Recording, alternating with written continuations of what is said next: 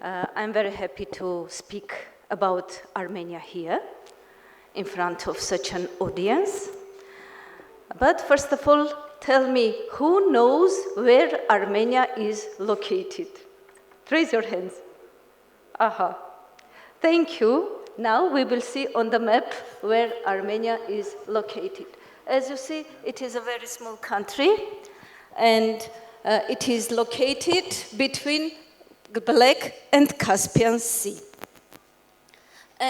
But historical Armenia was this much territory, the orange one. And now this is only small country between Turkey, Iran, Georgia, and Azerbaijan. Armenia is a very ancient country. And George Byron, Lord George Gordon Byron, British poet, when he visited Armenia in 18th century, he said, there is no other country on the whole planet which could be so full of wonders as the country of Armenia. He also studied Armenian language, and he said, Armenian is the language to speak with God.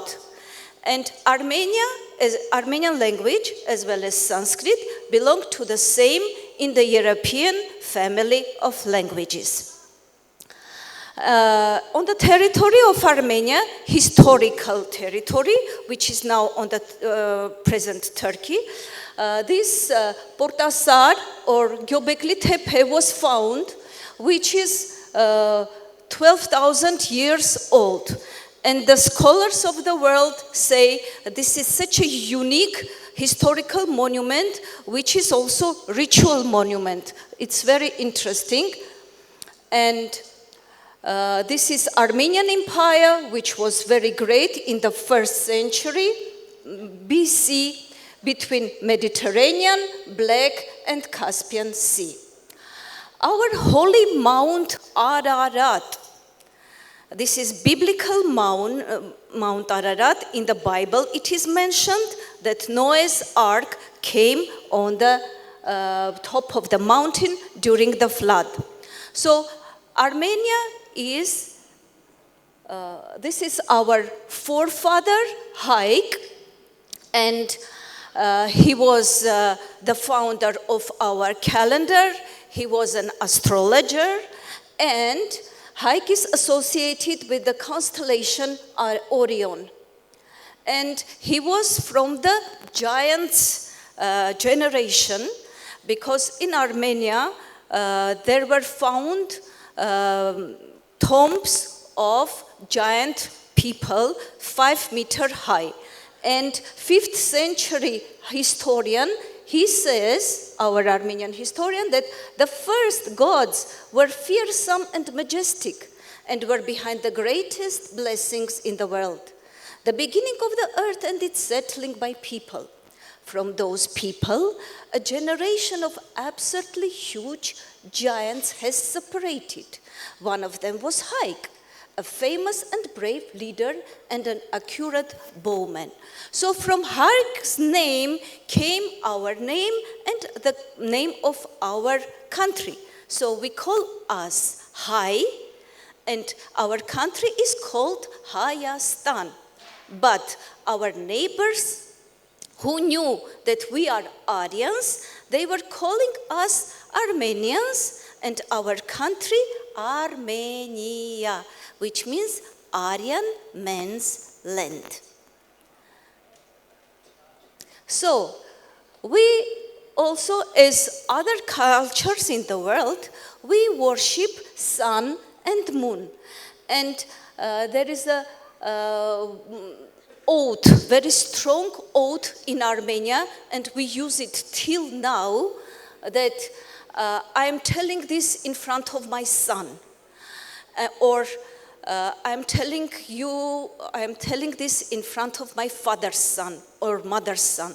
And this is very strong oath that you can't break it. Worship for fire and water also happens in Armenia.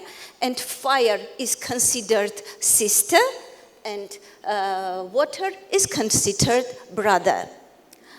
By the way, so in Armenia, people were also worshipping some mythical animals. One of them is dragon. In Armenian folk tales, we have a lot of dragons. And by the way, in our manuscripts of 13th, 14th century, our historians are telling that dragons existed on the territory of Armenia. There were flying dragons. And the same we found in European manuscripts, that those days there were dragons. And we have also this figure, mythical figure. It is called Arales. These are dog spirits. They are considered that when the person is wounded in the battle, these Arales dogs come, they lick the wound, and the person is revived. These are silver platanus tree. This is also worshipped in Armenia, and in our ancient manuscripts again it is told that ancient priests were doing predictions on this tree. Sorry.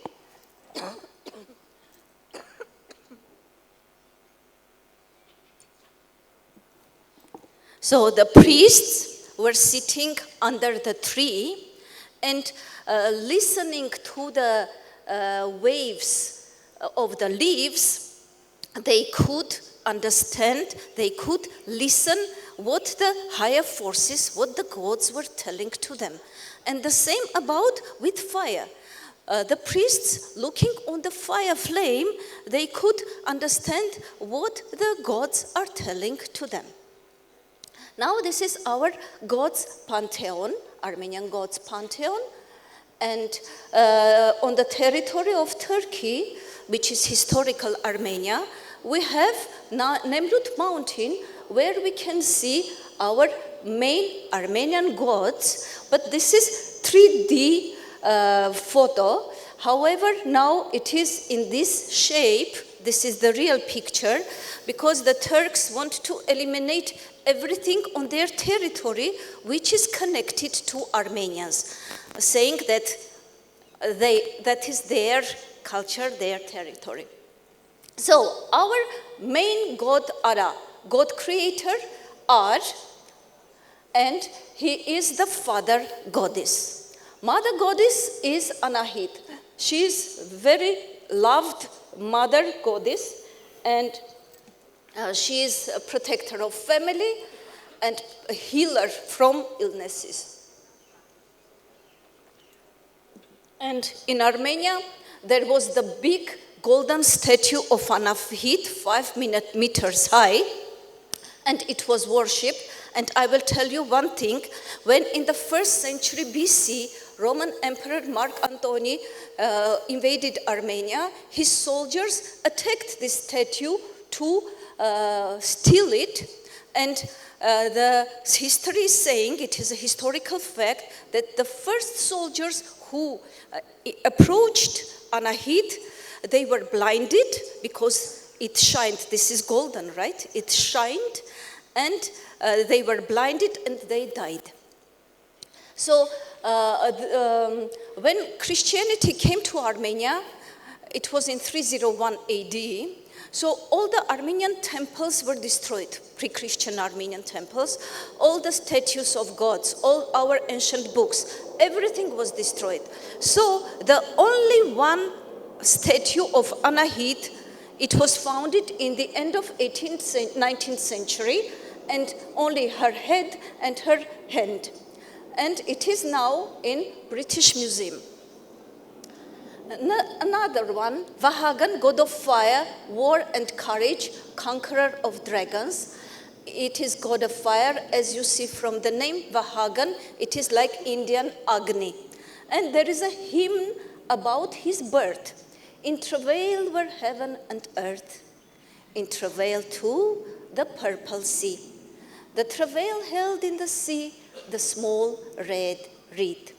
Through the hollow of the stall came forth smoke. Through the hollow of the stall came forth flame.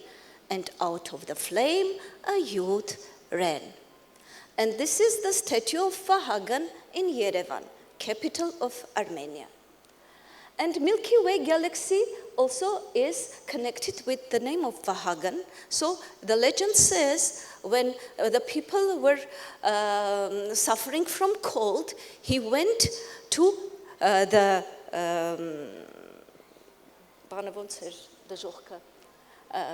hell to take the straw from there, and he dropped the straws on the way. That is how the Milky Way galaxy was found, and Straw Thieves Road, it is called in Armenian language. This is goddess of love and beauty, Astrik, and she is the beloved of Vahagan. And the temple of Astrik is called Vahagan's room. And there is a very nice festival dedicated to Astrik, goddess of love, which is still celebrated. So that day, people are throwing to each other rose water. And thus, in ancient times, the statue of Astrik was covered with roses. So now this festival is full of roses and water. It is in July. Mihar, sun god of Armenians, and the temple of God Mihar, sun god, is in Garni. It is a 1st century temple, and in yesterday's video you saw that all our pre-Christian rituals are done in this temple. There is a place called Door of Maher, or God's Gate. There is a legend saying that God Mihar, he was very, since he is the god of justice as well, he was tired of injustice in the world. So he locked himself, and because of that all sins injustice, he was becoming very heavy, and his feet were going all the time under the ground. So he locked himself here in this rock, and he says, I will come out of this rock when justice will be there in the world, when the wheat will become the size of walnut, so like this. And on this door, it's very interesting that the names of our 79 gods and goddesses are carved. And among them, we see the 3 main gods' names, that is Haldi, Tesheba, and Shivini. And as you see, the similarity with God Shiva and Shivini. Tir, god of science, education, dreams interpretation. The other one is Pandaramet, god of the kingdom of the dead. I will not elaborate because there is no time. Just I want to show some symbols. The swastik sign all over the world. So many countries have this swastik sign. It is in Armenia, in India, and Armenia also. And hexagram, which is in India and also in Armenia. And the same Om. And this is letter A in Armenian language, which is also the symbol of universe, cosmic energy, like Om. So, thank you very much.